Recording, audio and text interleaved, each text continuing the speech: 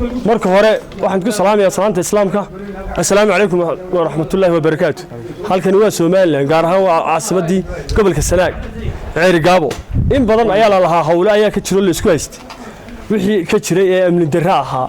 dadka meesha isku haystay reer Soomaaliland ma ahayn dad soo duulay ahaayeen way ka baxday shacabka deganaa xaafadda ee reer Soomaaliland guryahooda ku soo noqdaan sidii ay u deganaayeen ha u deganaadaan ciidanku waa ciidankoodii anaguna waxa leenahay guuriyo gobonimo Soomaaliland ma jabayso weligeed guuriyo gobonimo assalaamu calaykum waraxmatullaahi wabarakaatu dhammaan waxaan salaamayaa shacab weynaha reer Soomaaliland meel kasta ay joogaan anigoo ku hadlaya waxba hadalka sii badin maayay afka